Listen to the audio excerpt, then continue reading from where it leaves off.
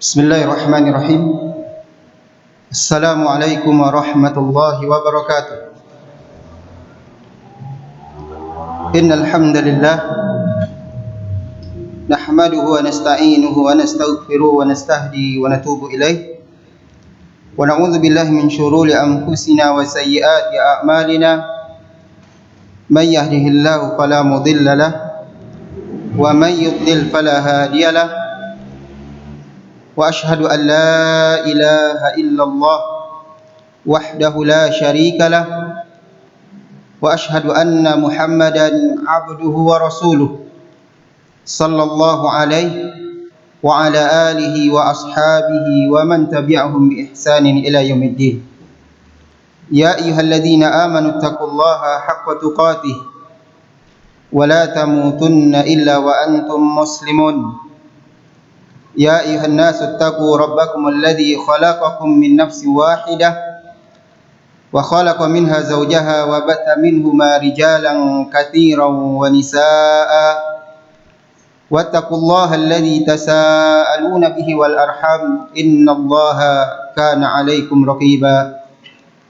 Ya ayyuhalladzina amanu taqullaha wa qulu qawlan sadida yuslih lakum a'malakum wa yaghfir lakum dhunubakum. Wa may yuti'illaha wa rasulahu faqad faza fawzan 'azima.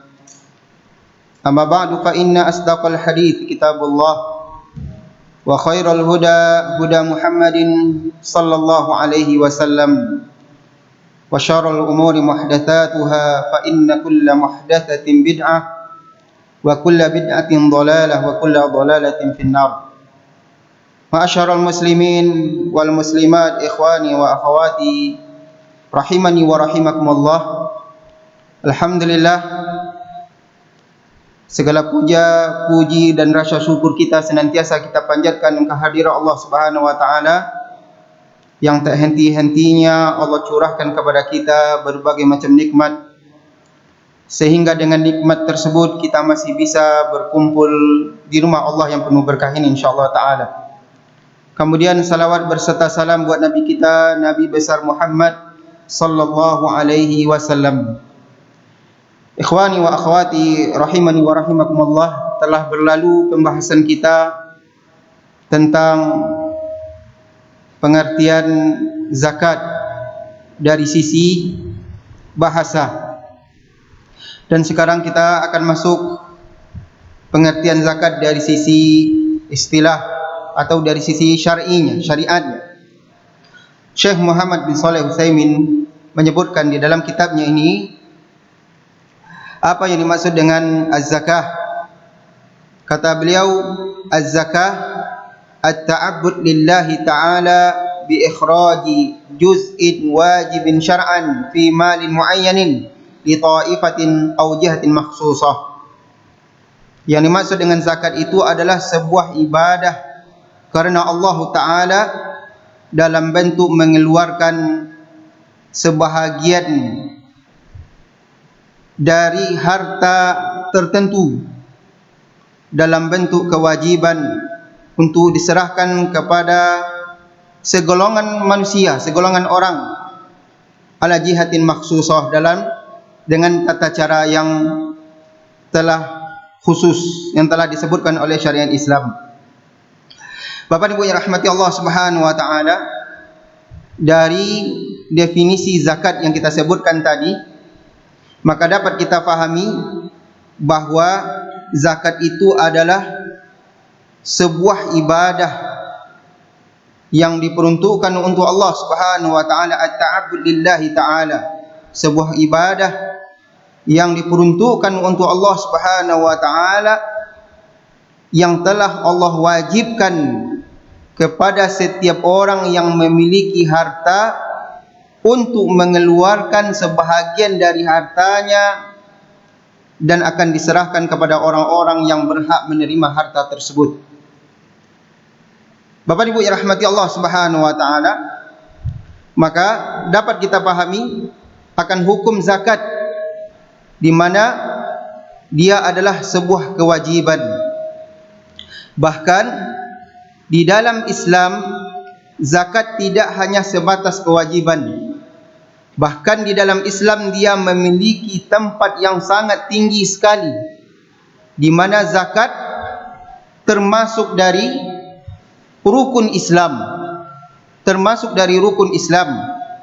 Yang Islam ini dibangun di atas rukun-rukun tersebut.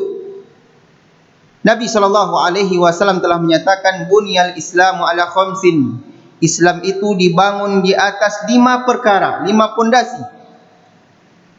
Kemudian Nabi SAW menyebutkan yang pertama syahadatu an la ilaha illallah, yaitu syahadat, persaksian akan la ilaha illallah wa anna Muhammadar Rasulullah. Kemudian yang kedua wa iqamis salah, menunaikan zakat, menegakkan salat. Kemudian wa ita'iz zakah, menunaikan zakat, wa shaumi ramadan, kemudian berpuasa di bulan Ramadan, wa hajjil bait man istata'a ilaihi sabila, menunaikan haji ke Baitullah bagi yang mampu untuk menunaikan. Maka di dalam hadis ini disebutkan bahawa menunaikan zakat terdapat pada urutan yang ketiga. Dengan demikian, Bapak Ibu yang rahmati Allah Subhanahu wa taala, dapat difahami bagi orang yang enggan untuk menunaikan zakat, maka seolah-olah dia sudah menghancurkan pondasi agamanya. Apa yang bisa kita bayangkan tak kala kita melihat sebuah bangunan yang megah, yang mewah, namun pemilik bangunan tersebut dengan sengaja menghancurkan pondasi bangunan yang megah tersebut. Kira-kira apa yang akan terjadi? Akan luntuh, akan hancur bangunan yang megah tersebut. Maka hampir mirip dengan itu orang yang enggan menunaikan zakat. Karena ini bisa berdampak akan luluh dan hancur agamanya. Karena memang sebagaimana hadis yang sebutkan tadi bahwa agama Islam dibangun di atas 5 pondasi tadi, dan salah satunya di situ adalah menunaikan zakat. Bapak Ibu yang rahmati Allah Subhanahu wa taala, sehingga berbeda pendapat para ulama kita tentang hukum orang yang enggan mengeluarkan zakat karena bakhil. Bukan enggan mengeluarkan zakat karena dia tidak meyakini akan kewajiban zakat. Dia meyakini akan kewajiban zakat, akan tetapi dia enggan untuk menunaikannya karena bakhil, pelit, tidak mau hartanya berkurang. Dia berkeyakinan, berpemahaman kalau dia keluarkan zakatnya akan berkurang hartanya, akan dia habiskan hartanya sia-sia, padahal dia barangkali sudah bersusah payah untuk bisa mengumpulkan harta. Pelit, bakhil. Apa hukum orang yang enggan mengeluarkan zakat karena bakhil ini? Khilaf di kalangan para ulama kita. Sebahagian para ulama kita memandang bahwa hukumnya orang yang enggan mengeluarkan zakat karena bakhil, dia keluar dari Islam. Kenapa? Karena dia sudah menghancurkan pondasi Islam tersebut. Dan ini, pendapat ini dinukilkan dari pendapatnya Imam Ahmad, sebagaimana disebutkan oleh Syekh Muhammad bin Shalih Al-Utsaimin di sini, wa qad sabata 'anil Imam Ahmad rahimahullah fi ihda riwayat anhu anna tarikaha bakhlan yakfuru katariki shalah kaslan. Kata Syekh, sungguh telah sabit, telah ada riwayat dari Imam Ahmad di salah satu riwayat darinya yang beliau menyatakan bahwa orang yang enggan menunaikan zakat karena bakhil, karena pelit, maka hukumnya dia kufur, sebagaimana orang yang tidak mau melaksanakan solat karena malas. Apa dalil yang digunakan oleh kelompok ulama ini? Mereka berdalilkan kepada firman Allah Subhanahu wa taala di dalam surat At-Taubah ayat 11. Allah Subhanahu wa taala berfirman di dalam surat At-Taubah ayat 11, kata Allah Subhanahu wa taala, fa in tabu wa aqamus salata wa atawuz zakata fa ikhwanukum fid din. Penggalan ayat ini Allah Subhanahu wa taala berfirman, fa in tabu, jika mereka bertaubat dari kesyirikan, wa aqamus salah, dan mereka menunaikan salat, wa atawuz zakah, dan mereka menunaikan zakat, fa ikhwanukum fid din, maka mereka itulah saudara-saudara kalian di dalam agama. Saudara-saudara kalian di dalam agama. Artinya mereka itulah orang-orang yang seagama dengan kalian. Kata Syekh Muhammad bin Shalih Al-Utsaimin di sini, perhatikan ayat ini. Di dalam ayat ini disebutkan bahwa akan ada persaudaraan seagama tak kala terkumpul tiga hal ini. Di mana yang pertama adalah orang tersebut bertaubat dari kesyirikan, tidak melakukan kesyirikan. Yang kedua dia menunaikan salat, yang ketiga dia menunaikan zakat, menegakkan salat, kemudian menegakkan salat dan menunaikan zakat. Taib.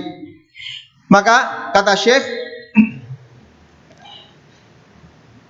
mafhum mukhalafah, pemahamannya dari ayat ini, kalau sekiranya hilang salah satu dari tiga poin ini, berarti hilang persaudaraan Islam. Tak kala persaudaraan Islam ada lantaran terkumpul tiga syarat ini. Fa in tabu wa aqamus salata wa atawuz zakata fa ikhwanukum fid din. Jika mereka bertaubat dari kesyirikan dan mereka menegakkan salat dan menunaikan zakat, maka mereka itulah saudara kalian seagama. Terkumpul tiga syarat. Mafhumnya, pemahamannya, kalau seandainya hilang salah satu dari tiga ini, berarti tidak ada persaudaraan se-Islam. Tidak ada persaudaraan di agama. Dan tidak ada yang menafikan, yang menghilangkan persaudaraan seagama kecuali hanya kekufuran. Paham sampai di sini? Berarti tak kalah hilangnya persaudaraan seagama lantaran dia tidak menunaikan zakat, maka dapat dipahami orang yang tidak menunaikan zakat dihukumi telah kufur. Paham sampai di sini? Baik. Kenapa? Karena kalaulah seandainya dihukumi orang yang tidak mengeluarkan zakat, orang yang tidak mengeluarkan zakat itu tidaklah kekufuran, tidak sampai kepada tingkat kekufuran, tapi dia hanya sebatas dosa besar, maka pemahaman Ahlus Sunnah wal Jamaah menyatakan bahwa dosa besar tidak akan mengeluarkan pelakunya dari keislaman.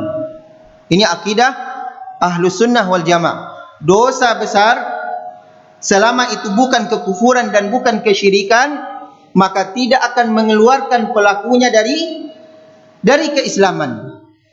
Sesuatu yang dapat mengeluarkan pelakunya dari keislaman itu hanya kekufuran dan kesyirikan.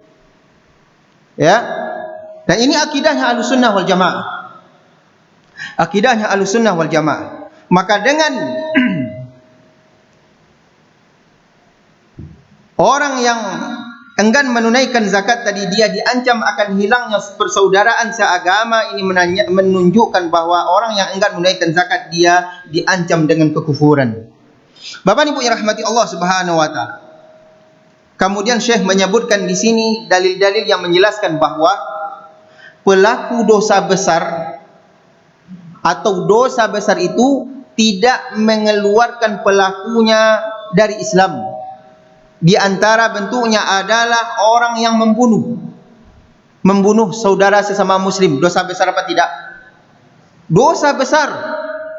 Membunuh saudara sesama muslim dosa besar. Akan tetapi apa kata Allah Subhanahu wa taala di dalam surat Al-Baqarah ayat 178? Ya ayyuhalladzina amanu kutiba alaikumul qisasu fil qatl. Wahai orang-orang yang beriman, telah diwajibkan atas kalian qisas di dalam pembunuhan. Al-hurru bil hurri, orang yang merdeka dengan yang merdeka juga. Wal abdu bil abdi, seorang hamba dengan hamba juga. Wal unta bil unta, seorang wanita dengan wanita juga. Faman ufiya lahu min akhihi syai'un fattiba'un bil ma'ruf. Siapa yang mendapatkan maaf, dia telah membunuh saudaranya, maka orang yang membunuh ini dimaafkan oleh pihak keluarga yang dibunuh. Ini maksudnya. Siapa yang mendapatkan maaf dari saudaranya, dari dia membunuh saudaranya tadi. Ingat, Ini dinyatakan dia sebagai saudaranya. Saudara apa maksudnya di sini? Saudara seagama. Fattiba'un bil ma'ruf, maka hendaklah keluarga tersebut untuk mengikutinya dengan ma'ruf tanpa melakukan kezaliman, membalas dendam dan seterusnya. Maka walaupun dia membunuh, tetap Allah Subhanahu wa taala menyatakan dia tetap saudaranya seagama. Ayat yang bercerita tentang orang-orang mukmin yang saling membunuh, maka Allah Subhanahu wa taala menyatakan innamal mu'minuna ikhwatun fa aslihu baina akhawaykum. Surah Al-Hujurat ayat 10. Allah melanjutkan ayat menyatakan sesungguhnya orang-orang mukmin itu bersaudara, maka hendaklah kalian mendamaikan antara saudara kalian tersebut. Ada dua orang muslim yang saling berperang membunuh, maka hendak kalian damaikan keduanya. Tetap Allah Subhanahu wa taala menyatakan innamal mu'minuna ikhwah, menjelaskan bahwa dosa besar seperti membunuh itu tidak mengeluarkan pelakunya dari keislaman. Dia masih divonis sebagai saudara seagama. Bapak Ibu yang rahmati Allah Subhanahu wa taala,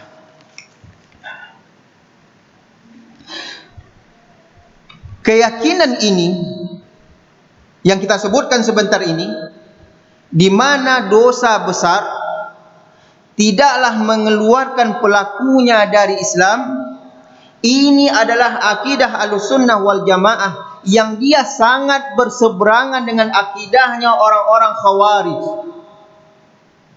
Di dalam akidahnya orang-orang Khawarij, mereka meyakini bahwa dosa besar dapat mengeluarkan pelakunya dari Islam. Tak kala seseorang melakukan dosa besar, maka dalam pemahaman dalam akidahnya orang Khawarij, maka pelaku yang melakukan dosa besar tersebut dia sudah murtad, keluar dari Islam, dan halal darahnya untuk ditumpahkan. Kenapa halal darahnya untuk ditumpahkan? Karena dia sudah murtad. Ya, sehingga kita dapati pemahaman-pemahaman yang seperti ini banyak melakukan dan gampang menumpahkan darah kaum muslimin di negeri kaum muslimin itu sendiri. Terjadi pembunuhan di sini dan di sana atas nama jihad, bom sini dan sana atas nama jihad. Secara penampilan mereka sangat mirip dengan kita, berjenggot, celana cingkrang, bahkan wanitanya pakai cadar. Kenapa kok sampai mereka seperti ini? Gampang untuk menumpahkan darah kaum muslimin karena pemahaman mereka ini, bahwa setiap seseorang yang melakukan dosa besar maka itu akan mengeluarkan pelakunya dari Islam, alias keluar dari Islam, murtad. Kalau dia sudah murtad, halal darahnya. Bukankah Nabi SAW menyatakan la yahillu damu imri'in muslim illa bi ihda thalathin? Tidak halal darah seorang muslim ditumpahkan kecuali salah satu di tiga syarat. Salah satu dari yang tiga ini adalah at-tariku lidinihi al-mufariqu lil jamaah, orang yang meninggalkan agamanya alias murtad, halal darahnya ditumpahkan. Bapak Ibu rahmati Allah Subhanahu wa taala, ingin kami menjelaskan agak lebih rinci lagi tentang permasalahan ini, kan ini sangat penting. Pemahaman mereka seperti itu bukan lantaran mereka tidak mengenal Al-Quran dan hadis. Ternyata pemahaman mereka ini berlandaskan kepada Al-Quran dan hadis. Namun Al-Quran dan hadis yang mereka baca tersebut, mereka pahami sebatas kemampuan akal mereka saja. Tidak merujuk kepada pemahaman yang benar, tidak merujuk kepada pemahaman para sahabat. Apa yang mereka dasari sehingga sampai pemikiran mereka seperti tadi? Mereka menyatakan tak kala seseorang melakukan dosa, maka dia sudah dijanjikan oleh Allah akan mendapatkan azab. Bukankah setiap pelaku dosa dia diancam dengan azab? Mereka menyatakan berarti mereka sudah diancam dan dijanjikan oleh Allah mereka akan diazab. Dan innallaha la yukhliful mi'ad, ayat Al-Quran. Allah tidak pernah mengingkari janjinya. Kalau dia melakukan dosa pasti dia akan diazab, ya, dengan azab yang keras, masuk ke dalam neraka. Kalau dia masuk ke dalam neraka tidak akan pernah keluar selama-lamanya, karena orang yang masuk ke dalam neraka adalah orang-orang kafir, kata mereka. Kemudian mereka bacakan ayat-ayat yang berkenaan dengan itu dengan menyatakan innal ladzina kafaru Sesungguhnya orang-orang kafir dan seterusnya. Ulaika ashabun nar, mereka itulah orang-orang penghuni neraka. Ya, berarti tidak ada yang akan masuk neraka kecuali orang-orang kafir. Adapun orang-orang beriman, orang yang melaksanakan amal soleh, mereka bacakan ayatnya. Innal ladzina amanu wa amilus solihat. Sesungguhnya orang-orang beriman yang melaksanakan amal soleh, tempat mereka adalah surga yang mengalir di bawahnya sungai-sungai. Berarti orang mukmin akan masuk neraka? Tidak, dia akan masuk surga. Allah menyatakan. Maka kalau ada orang mukmin yang melakukan dosa besar, berarti dia berhak mendapatkan azab yang telah dijanjikan oleh Allah, dan itu pasti tidak akan mungkin Allah mengingkari janji.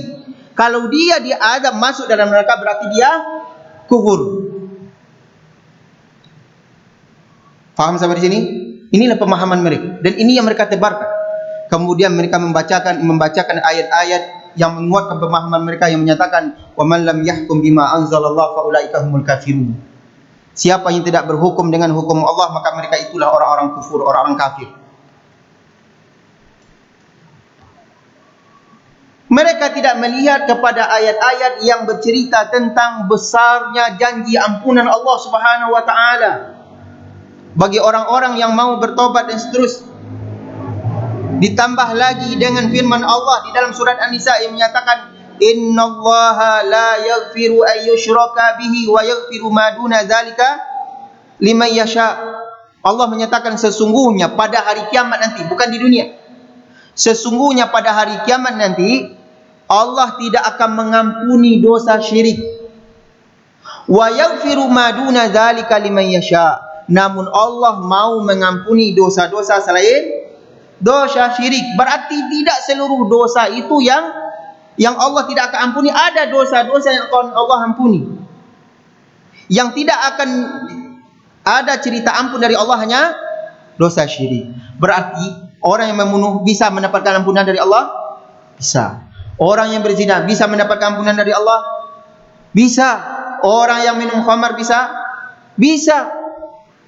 Karena Allah hanya menetapkan satu saja yang tak akan diampuni oleh Allah, yaitu dosa syirik. Berbeda dengan orang Khawarij. Orang Khawarij menyatakan tidak ada maaf. Setiap dosa besar pasti dapatkan azab, masuk neraka, tidak akan keluar sama sekali. Apa yang ingin kita sampaikan di sini? Yang ingin kita sampaikan bahwa tidak cukup bagi kita hanya menggunakan ayat, menggunakan hadis. Selesai perkara. Pasti kita benar, belum tentu. Kalau begitu apa salahnya dengan orang-orang Khawarij tadi? Sekian banyak ayat dan hadis yang mereka gunakan. Tak cukup. Maka ini menjelaskan kita harus mempelajari Al-Quran, memahami hadis itu kepada para ulama. Sehingga lurus pemahaman kita terhadap ayat maupun hadis. Dan mencontoh, merujuk pemahaman kita dengan pemahaman para sahabat Nabi. Kenapa harus seperti itu? Karena tidak ada pemahaman yang paling benar tentang ayat, tentang hadis kecuali para sahabat Nabi sallallahu alaihi wasallam. Khairun nas qarni. Sebaik-baik manusia adalah generasiku, yaitu para sahabat Nabi sallallahu alaihi wasallam. Baik mereka bukan lantaran karena kegagahan mereka, tapi karena bagusnya akidah mereka, bagusnya manhaj dan pemahaman mereka, bagusnya akhlak dan ibadah mereka. Bapak Ibu yang rahmati Allah Subhanahu wa taala. Maka berdasarkan surat At-Taubah ayat 11 tadi, berarti Allah menetapkan akan ada ukhuwah Islamiyah, persaudaraan seagama, tak kala terpenuhi 3 syarat tadi. Tak kala dia bertaubat dari kesyirikan, tak kala dia menegakkan salat dan menunaikan zakat. Berarti pemahamannya tak kala hilang salah satu dari 3 syarat ini, berarti hilang jugalah persaudaraan seagama. Tidak ada yang menghilangkan persaudaraan seagama kecuali perkara tersebut adalah perkara kekufuran. Berarti orang yang enggan menunaikan zakat berarti dia kufur. Ini pendapat ulama yang pertama. Namun jumhur para ulama, Bapak Ibu yang rahmati Allah Subhanahu wa taala, jumhur para ulama menyatakan orang yang enggan untuk menunaikan zakat karena bakhil, karena pelit, karena takut hartanya habis, hartanya hilang, hartanya tidak bermanfaat, maka orang ini telah melakukan dosa besar, namun tidak sampai keluar dari Islam. Ini pendapat yang kedua. Bapak Ibu rahmati Allah Subhanahu wa taala. Dari tadi kita bercerita tentang dosa besar, dosa besar, dosa besar. Muncul pertanyaan. Bagaimana kita bisa memilah dan memilih ini dosa besar dan ini dosa kecil?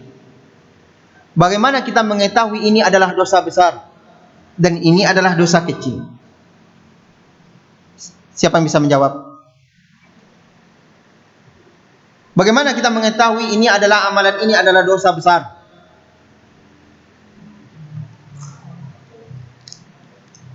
Ada yang bisa menjawab?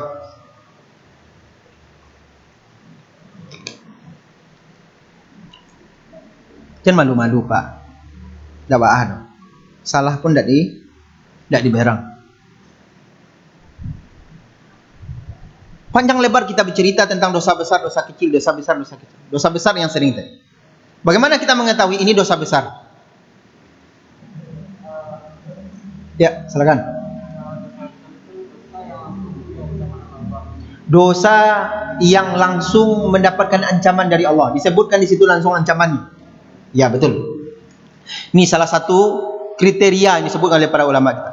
Sebuah amalan dosa, sebuah dosa dinyatakan dia termasuk dosa besar tak kala amalan tersebut diiringi dengan ancaman.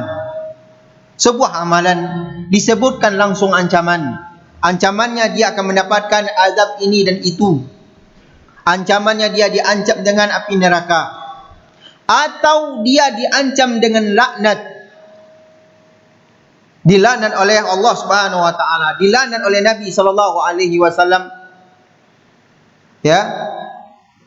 Maka ini menunjukkan bahwa amalan tersebut adalah dosa besar. Baik. Maka orang yang enggan untuk menunaikan zakat, dia adalah dosa besar. Tidak diragukan lagi. Karena saking banyaknya ayat-ayat dan hadis-hadis yang menjelaskan akan dahsyatnya balasan bagi orang-orang yang enggan menunaikan zakat. Di antaranya adalah firman Allah Subhanahu wa taala di dalam surat Ali Imran ayat 180. Kata Allah Subhanahu wa taala, "Wa la yahsabanna alladhina yabkhaluna bima atahumullahu min fadlihi huwa khairal lahum bal huwa syarrul lahum. Sayutawwaquna ma bakhilu bihi yaumal qiyamah." Kata Allah Subhanahu wa taala, jangan sekali-kali mengira orang-orang yang bakhil, yang enggan untuk memberikan dari apa-apa yang telah diberikan oleh Allah Subhanahu wa taala dari karunia-Nya, huwa khairal lahum, itu baik bagi mereka, bal huwa syarrul lahum, bahkan itu buruk bagi mereka. Apa yang akan mereka dapatkan kalau mereka enggan untuk menunaikan zakat itu? Sayutawwaquna ma bakhilu bihi yaumal qiyamah. Nanti akan dikalungkan di leher mereka harta perhiasan yang mereka tak keluarkan dulu zakatnya ketika hidup ini, dikalungkan di leher. Di dalam hadis riwayat Muslim, Nabi sallallahu alaihi wasallam bersabda, "Ma min sahibi kanzin la yu'addi zakatahu illa uhmiya alaihi fi nari jahannam fayuj'alu safaiha fayuqwa biha jambah wa jabinuhu hatta yahkumallahu baina ibadi fi yaumin kana miqdaruhu 50,000 sanah." Kata Nabi sallallahu alaihi wasallam, tidaklah seorang pemilik harta benda la yu'addi zakatahu, yang dia tidak mau menunaikan zakatnya, illa uhmiya alaihi fi nari jahannam, kecuali nanti pada hari kiamat harta bendanya tersebut akan dipanaskan di dalam neraka jahannam. Fayaj'alu safaih, sehingga mengalir mendidih, kemudian dibuatkan dia dicetak seperti setrika. Fayuqwa biha jambahu wa jabinuhu, kemudian akan disetrikakan di lambungnya, di dadanya, di wajahnya, kemudian di punggungnya dengan harta tersebut. Sampai kapan? Hatta yahkumallahu baina ibadih, sampai Allah putuskan sampai kapan dia diazab seperti itu. Disetrika dia sampai habis. sampai habis kulitnya dan dagingnya, kembali utuh lagi, kemudian disetrika lagi. Sampai kapan? Wallahu taala alam.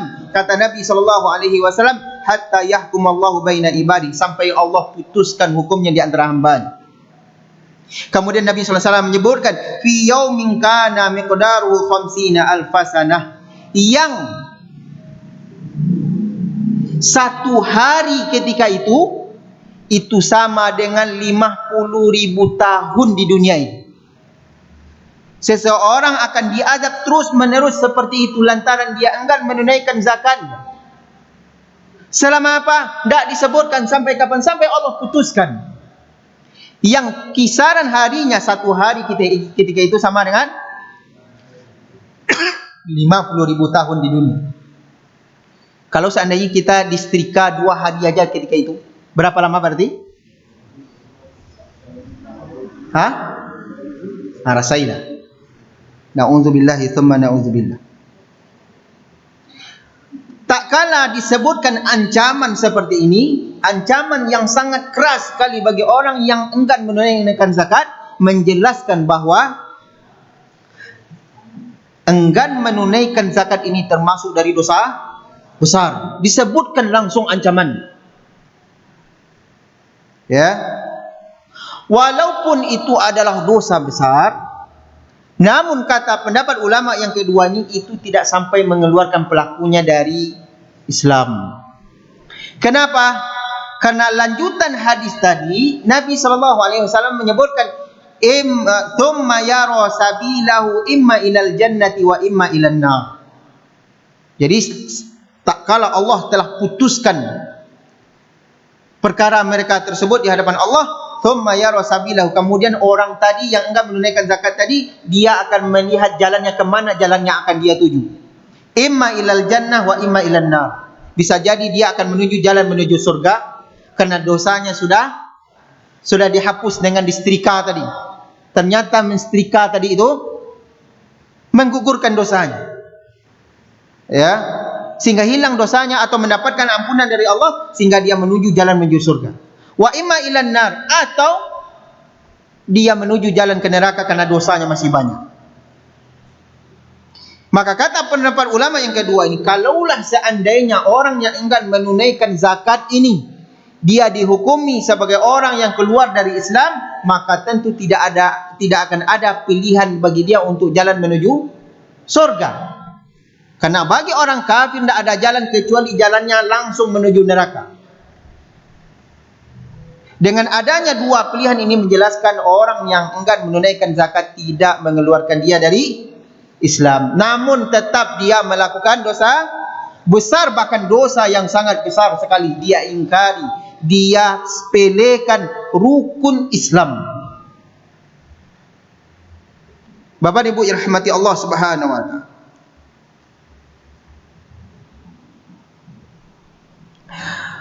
Kemudian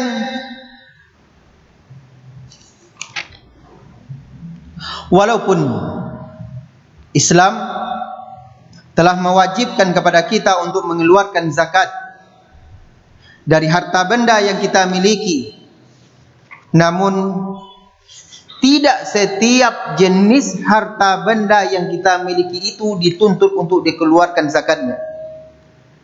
Tidak setiap harta benda yang kita miliki itu dituntut untuk dikeluarkan zakatnya. Rumah yang kita miliki, apakah harus dikeluarkan zakatnya? Maka ternyata yang penting tidak seluruhnya. Para ulama kita menyebutkan ada 5 unsur harta yang wajib dikeluarkan zakatnya.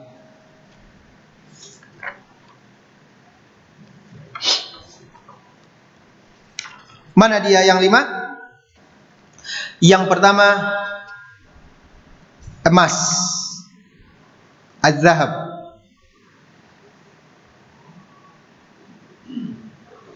Kemudian yang kedua, al-fiddah. Apa itu? Perak. Kemudian urudut tijarah, barang dagangan.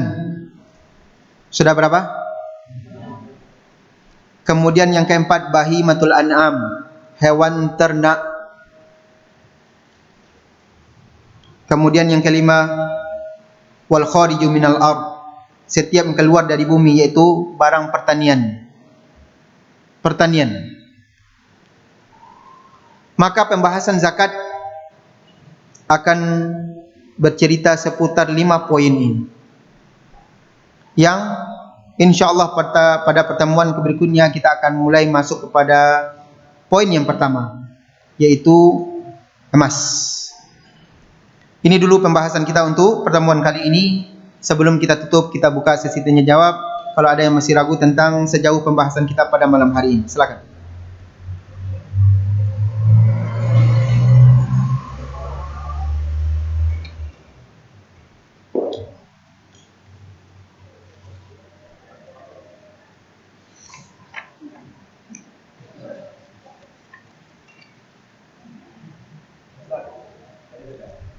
Sesuai dengan perkembangan zaman, pada saat sekarang ini ada muncul zakat baru, namanya zakat profesi. Dari hasil jadi atau zakat, apakah ada dari dalam Al-Quran? Baik, ini masuk nanti kepada pembahasan rincian macam-macam zakat tadi. Sabar dulu.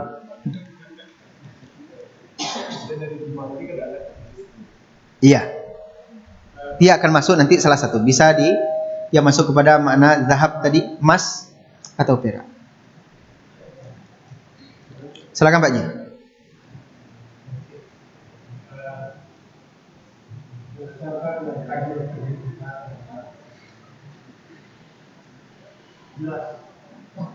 Sekarang saya menanyakan, apakah sampai dewasa ini di mana negara mana yang tanah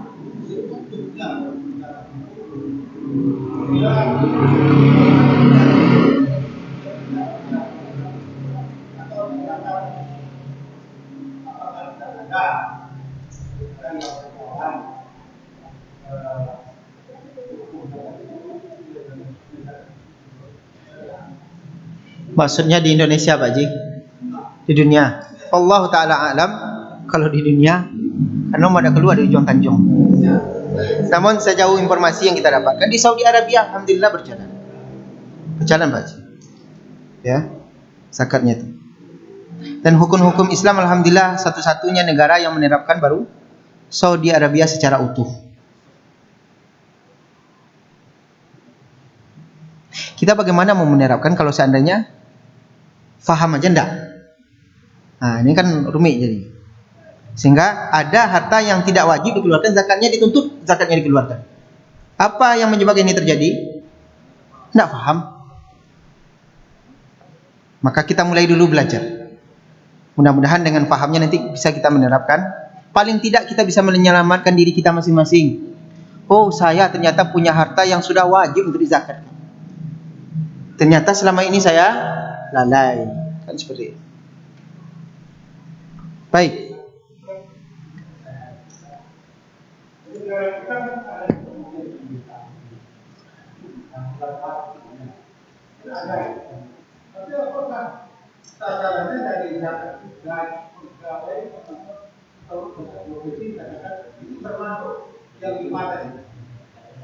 Ya, hampir mirip pertanyaan dengan pertanyaan pertama. Ini nanti kita bahas pada pertemuan berikutnya, Pak Haji. Ya, insyaallah. Karena poin kita malam hari ini cukup membahas tentang ancaman keras bagi orang yang enggan menunaikan zakat. Terima kasih atas segala perhatian. Mohon maaf atas segala kekurangan. Mudah-mudahan Allah mudahkan kita untuk memahami syariat Islam ini dengan baik. Dan semoga Allah mudahkan pula kita untuk mengamalkan setiap ilmu yang telah kita ketahui. Semoga Allah ampuni dosa-dosa kita, Allah angkat derajat kita di sisinya, dan semoga Allah selamatkan kita dari azab kubur dan azab api neraka, dan semoga Allah kumpulkan kita semua nanti dalam surganya, amin ya rabbal alamin. Kita tutup dengan doa kafaratul majlis. Subhanakallahumma wa bihamdika asyhadu an la ilaha illa anta astaghfiruka wa atubu ilaik. Wassalamu alaikum warahmatullahi wabarakatuh.